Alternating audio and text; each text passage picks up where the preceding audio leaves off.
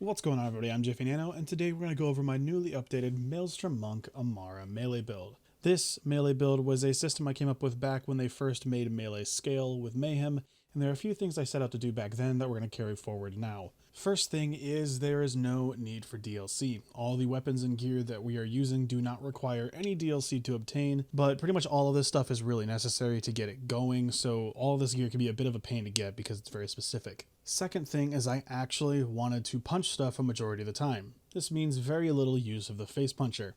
You will still want a face puncher though for flying enemies and some bosses that just don't care about getting punched, but a majority of the time you can just melee your enemies and they'll die.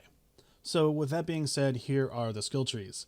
They are much different from other melee builds, and I feel like for the most part they're better. The idea I had with the way I had this set up is based around the melee damage formula and how melee damage is calculated. Melee damage itself is one part of the formula, while elemental damage is a different part. Stacking melee damage is considered additive. All the percentages are getting added together.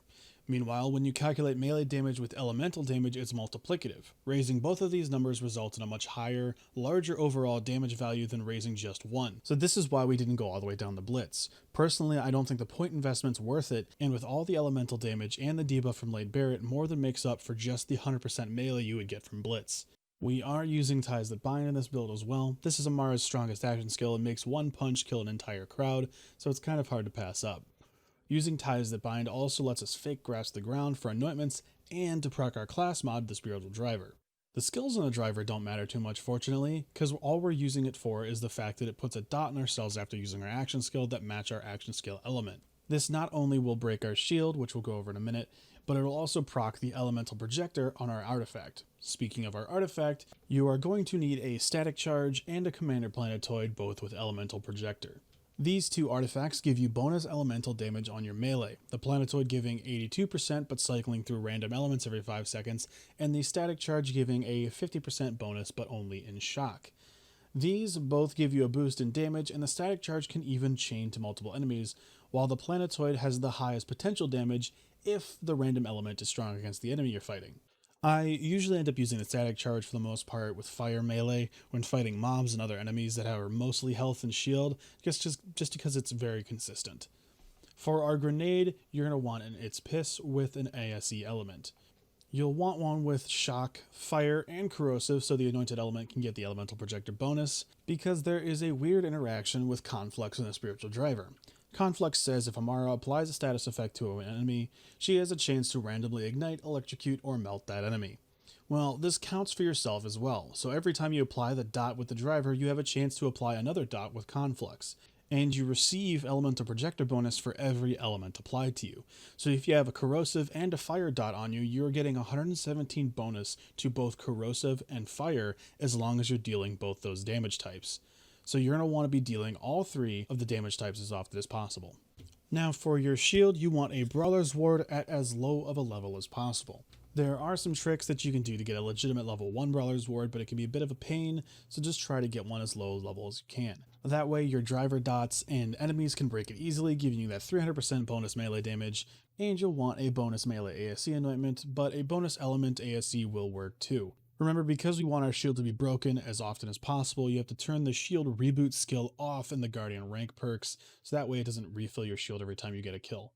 Now for our weapons. This build was mainly using the butt plug, since it was the highest melee damage bonus you could get on a weapon at the time, but they recently buffed the melee bonus on the Psycho Stabber, so now that is the best weapon for melee builds, aside from the Face Puncher of course. So you want two versions of this. One with 300% bonus damage when enemies are above 90% HP, and one with the 50% bonus damage when enemies are below 25 HP anoint.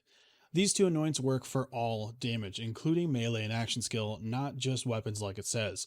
So these anointments on a Psycho Stabber with its already 340% melee damage, these should deal with most mobs pretty much all the time. I was able to do both takedowns with this build. I did use the Face Puncher occasionally though, because Guardians, Death Spheres, Wotan, and some other things just can't be meleeed, or they just don't take damage from melee for some reason. So the face puncher is kind of a necessity for takedowns, but the rest of the game you can get by with normal punches. I believe this is one of the strongest melee builds in Borderlands 3, if not the strongest non-DLC melee build in the game. It will consistently hit for 10 million plus damage with each punch, and that's just with one element. If you can get 3 elements on there, you can technically get 3 times that damage and more. So it's definitely one of the strongest ones. It's extremely consistent and really fun to play with. When it comes to Mayhem modifiers, I would definitely avoid the elemental immunity ones, and instead of going for postmortem, which is what I usually run, I would suggest not in the face. This reduces your crit damage by 75%, but melee damage can't crit, so most of the time it won't matter.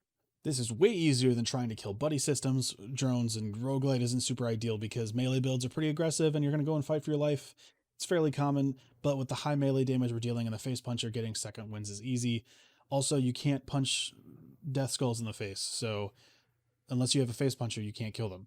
So let me know what you think of this build in the comments. There's a lot of moving parts in this one, and I'm really happy with how it turned out. I do want to make a build with the newer Muse comm based around melee, but I want to find a way to make it more unique, so keep an eye out for that. So if you liked the video, give it a like. If you didn't, give it a dislike. And if you want to see more, consider subscribing and hitting that bell so you see my future uploads. Also, I stream on Twitch, link in the description, where I play all things looter and shooter, and I hope to see you there. Thank you so much for watching, and I'll see you guys in the next one.